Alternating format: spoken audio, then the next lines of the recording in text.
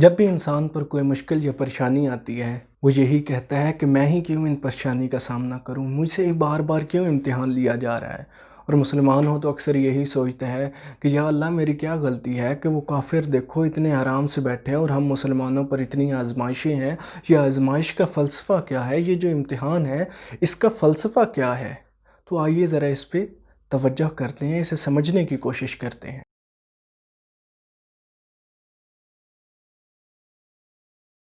میں ہوں احتشام مظہر اور آپ دیکھ رہے ہیں ڈیپ انسائٹس۔ سب سے پہلے دنیاوی امتحان کی بات کرتے ہیں کہ اسکول، کالجز، یونیورسٹیز یا مدارس وغیرہ میں جو ہمارا امتحان ہوتا ہے اس میں بیسیکلی مدرس یا ٹیچر یہ دیکھنا چاہتا ہے کہ میں نے جو اس طالب علم کو پڑھایا ہے کیا وہ اسے پوری طرح سمجھ چکا ہے، یعنی کہ ٹیچر جاننا چاہتا ہے کہ جو میں نے اسے پڑھایا ہے یہ اسے جانتا ہے۔ اگر جانتا ہے تو اسے آگے پروموٹ کر دیا جاتا ہے، اور اگر وہ اسے امتحان میں ناکام رہتا ہے تو اسے کلاس میں دوبارہ بٹھا دیا جاتا ہے کہ دوبارہ پڑھو، تم سیکھے نہیں ہو۔ یعنی کہ ٹیچر جاننا چاہ رہا ہے، لیکن سوال تو یہ ہے کہ وہ علیم بذات الصدور ہے، وہ دلوں کے راز جاننے والا ہے، وہ اللہ ہر چیز جاننے والا ہے، وہ ہماری شارک سے زیادہ قریب ہے، تو وہ کیا جاننا چاہتا ہے؟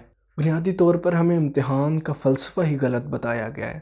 امتحان کا فلسفہ یہ نہیں ہے کہ ٹیچر جاننا چاہتا ہے، کہ ٹیچر ہمیں بتانا چاہتا ہے کہ تم کس مقام پر ہو، اور یہی فلسفہ اللہ کا ہے۔ اللہ ہم سے امتحان لے کر بتاتا ہے کہ اے میرا بندہ تو اس مقام پر ہے، تو خود کو بہتر کر، تو نے اوپر آنا ہے۔ وہ آزمائشوں میں ڈال کے، امتحانات میں ہمیں ڈال کے ہمیں بہتر کرنے کے راستے بتاتا ہے۔ وہ ہر چیز جانتا ہے کہ ہم کس مقام پر ہیں، لیکن وہ ہمیں بتانا چاہتا ہے کہ انسان تو خود کو پہچان۔ اور حضرت علی تو فرماتے ہیں نا کہ جس نے خود کو پہچان لیا اس نے خدا کو پہچان لیا۔ یہ امتحان خود کی پہچان کرواتے ہیں۔ میں ایک پیاری سی مثال آپ کو دیتا ہوں کہ حضور صلی اللہ علیہ وآلہ وسلم کا دور تھا، اور آپ صلی اللہ علیہ وآلہ وسلم اپنے اصحاب کے ساتھ تشریف لے جا رہے تھے کہ سامنے سے ایک جوان گزرا، اس نے ہاتھ میں مرتبان لیا ہوا تھا اور اس مرتبان میں شراب تھی۔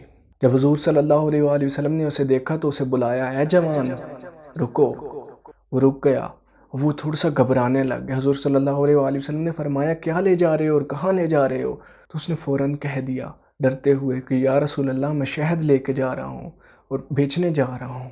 حضور صلی اللہ علیہ وآلہ وسلم نے فرمایا ماشاء اللہ، بہت خوب، ہمیں بھی یہ شہد چکھاؤ۔ اب کون سا ایسا مسلمان ہوگا کہ حضور صلی اللہ علیہ وآلہ وسلم کہیں اور وہ چکھائے نہیں؟ یہاں پر اس جوان کو دیکھو کہ وہ جوان اللہ کی طرف منہ کرتا ہے کہ یا الہی تو میری حالت دیکھ رہا ہے، میری مدد کر، میں رسول صلی اللہ علیہ وآلہ وسلم اور اصحاب کے سامنے رسوا نہیں ہونا چاہتا، تو میری مدد کر۔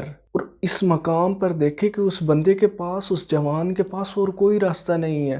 یہ نہیں کہہ سکتا کہ آج ہو جائے گا، کل ہو جائے گا، پرسوں ہو جائے گا، اسی لمحے ہونا ہے۔ اور خدا کے علاوہ اتنا لطافت والی جگہ ہے کہ خدا کے علاوہ اس کے پاس اور کوئی وسیلہ ہی نہیں ہے اور کوئی ٹھکانہ ہی نہیں ہے۔ اور جیسے ہی حضور صلی اللہ علیہ وآلہ وسلم وہ مرتبان کھولتے ہیں تو اندر سے مہکتا ہوا خوبصورت شہد نکلتا ہے۔ حضور صلی اللہ علیہ وآلہ وسلم فرماتے ہیں بارک اللہ جوان، بہت خوب، بہت خوب۔ اور وہ جوان اس کیفیت کو محسوس کرتے ہوئے نیچے گر جاتا ہے کہ میں کس مقام پہ تھا اور اللہ نے میری کتنی مدد کی، میری کس طرح لاج رکھی۔ بس یہی اس جوان کا امتحان تھا۔